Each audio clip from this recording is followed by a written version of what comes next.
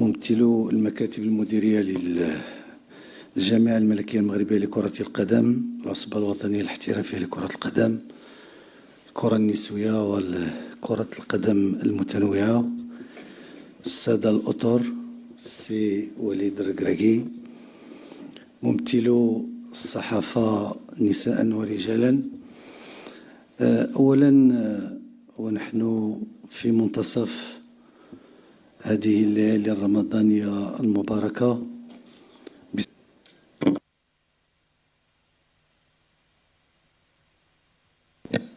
فرنساوية باش نساليوها مزيان باش تفهموا، ولا قلت شي حاجة بالدارجة ومن بعد تقولوا ما فهمتوهاش، دونك غتخدموا غترجموا شوية. Bon alors, je prends la parole aujourd'hui donc pour m'exprimer pour ma position au sein de l'équipe nationale.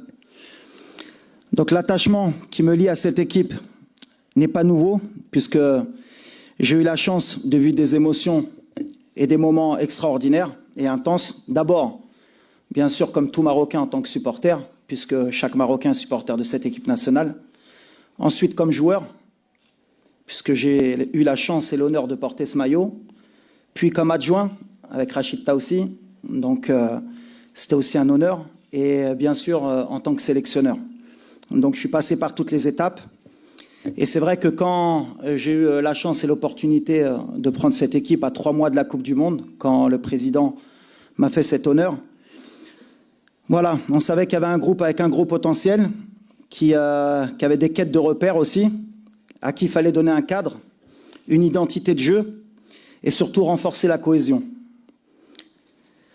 L'objectif, c'était de faire grandir cette équipe, d'abord pour notre pays, mais surtout lui inculquer la culture de la gagne, qui était très importante pour moi. Ce qui est certain et sûr, et qu'on ne peut pas me retirer, c'est que j'ai toujours eu l'objectif de donner le meilleur de moi-même avec honnêteté et un engagement total. Je n'ai jamais transigé sur mon investissement et sur le sérieux que cette équipe mérite. Le travail accompli ensemble a permis d'atteindre des niveaux historiques. Une demi-finale de Coupe du Monde, une finale de Coupe d'Afrique après 22 ans, et dernièrement la 8e place FIFA qui est le record pour notre pays. On est rentré dans le top 10 mondial, ce qui est extraordinaire. Et je suis certain qu'on atteindra beaucoup plus à l'avenir, Inch'Allah. Bien sûr, tout cela ne serait possible sans Sa Majesté, le roi Mohamed VI, que Dieu l'assiste, que je remercie sincèrement et respectueusement. La progression exceptionnelle du football marocain s'inscrit dans la vision éclairée, stratégique et ambitieuse portée par Sa Majesté. Les investissements dans les infrastructures et la modernisation de la gouvernance ont créé un environnement d'excellence. Cette stabilité institutionnelle a permis à la sélection nationale de viser plus haut et de s'installer durablement parmi les grandes nations. Dans le football de haut niveau, il existe des cycles. Alors, il y a beaucoup de gens qui ne vont pas comprendre, mais voilà, il y a des moments où la dynamique a besoin de nouveaux visages, d'une énergie différente, bien sûr, et d'un nouveau regard pour un nouveau sélectionneur. C'est pour ça qu'après avoir analysé cette situation, avec lucidité, puisque j'ai pris quand même un certain temps, je pense sincèrement que l'équipe avait besoin d'un nouveau souffle avant la Coupe du Monde, d'une nouvelle vision pour continuer à progresser et atteindre les objectifs ambitieux de notre nation. Aujourd'hui, ma décision de partir s'inscrit dans une logique d'évolution de cette équipe. Cette décision n'est pas un renoncement, au contraire, mais un choix réfléchi pour le bien de notre pays et de notre football. Aujourd'hui, je pars en laissant une équipe solide qui connaît sa valeur et n'a plus peur d'assumer ses ambitions. C'est une équipe décomplexée qui n'a plus peur de se frotter au plus grand. Pour finir, je renouvelle encore mes remerciements sincères à Sa Majesté, que Dieu l'assiste pour sa confiance, sa bienveillance et son soutien. Je remercie également le président de la fédération, Fawzi Lerger, de m'avoir donné la chance et d'avoir eu l'honneur d'entraîner cette équipe. Je remercie bien sûr mon staff technique pour son dévouement, et ils ont été exemplaires pendant ces 3 années et demie. Alors quand j'englobe le staff bien sûr technique, il y a aussi le médical, il y a toutes les personnes qui travaillent au sein de l'équipe, que ce soit à la nutrition, dans la coordination des voyages de tout le monde, des chargés de matériel. Et je n'oublie pas les membres fédéraux et les membres de la fédération, même l'administratif, parce que souvent on parle que des gens qui sont sur le terrain, mais il y a beaucoup de gens qui travaillent au sein de sa fédération en dehors et qui aident beaucoup pour le développement de notre football. Et bien sûr, et c'est eux le plus important, les joueurs. Sans eux, déjà, je n'aurais pas eu la chance de faire ces performances. Ils ont défendu et porté ce maillot avec honneur, courage et dignité.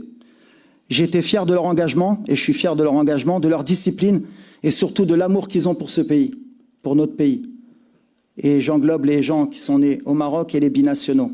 On fait qu'un, à chaque fois je l'ai dit, et je serai intransigeant sur ça. Nous sommes tous Marocains, où qu'on est, on a ce sang marocain qui nous porte, et nos joueurs l'ont démontré pendant tout mon mandat.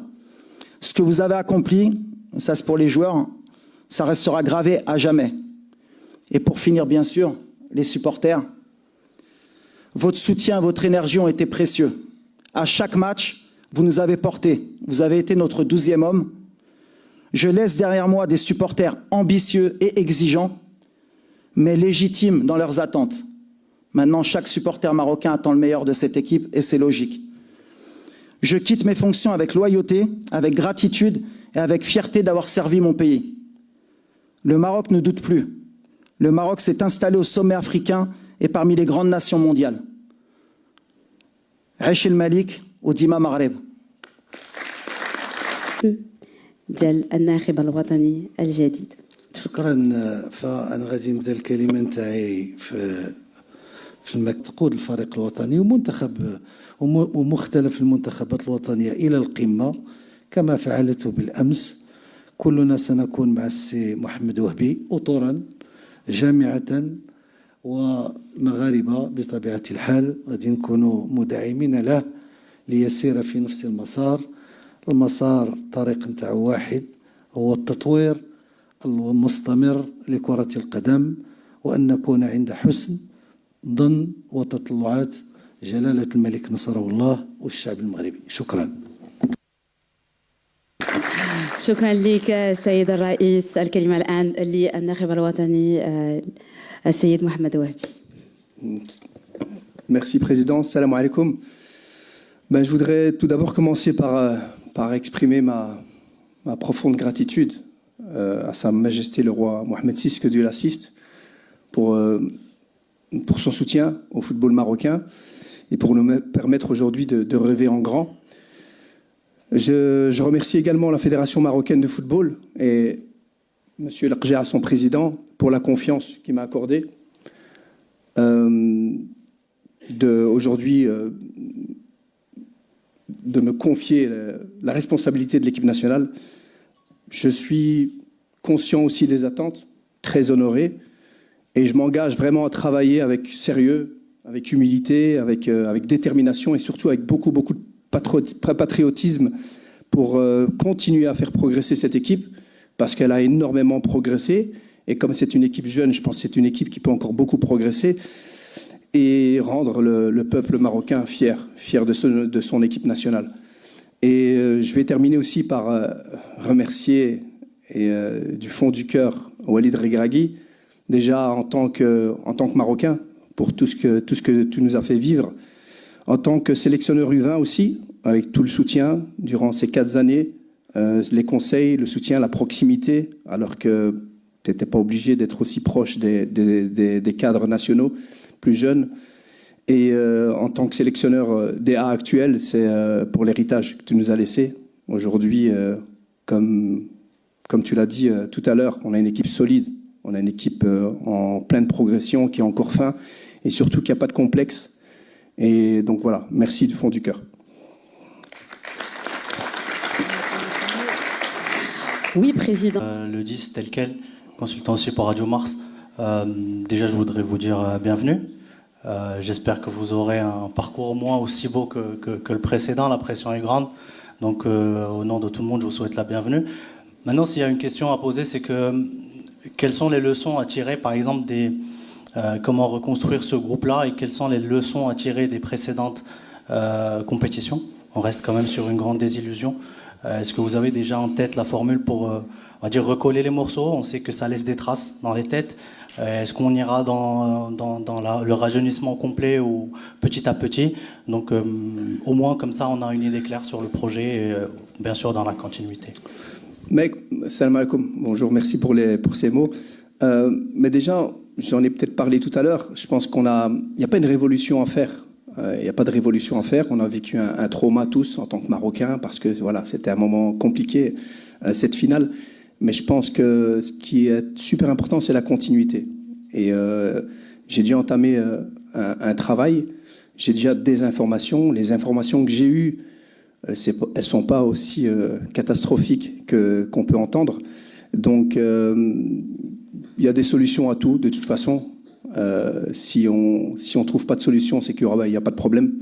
Donc, moi, je suis assez confiant. Et comme je l'ai dit tout à l'heure, continuité, se baser sur ce qui est très solide, ce qui est convaincant et ce qui rassure aussi les joueurs.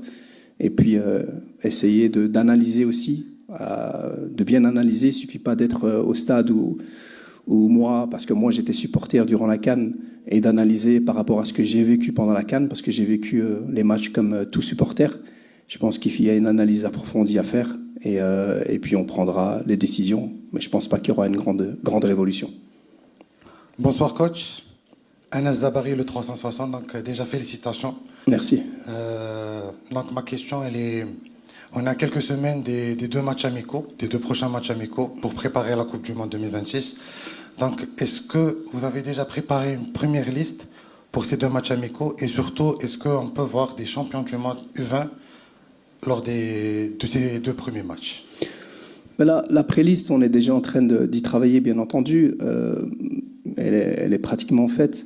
Maintenant, c'est pas une question d'avoir des U20 ou des U21 ou des U23 ou des U18. Je pense que ce qui est important, c'est d'évaluer la performance. En tout cas, ce que je peux assurer, c'est que les joueurs sélectionnés, ce seront des joueurs qui seront performants.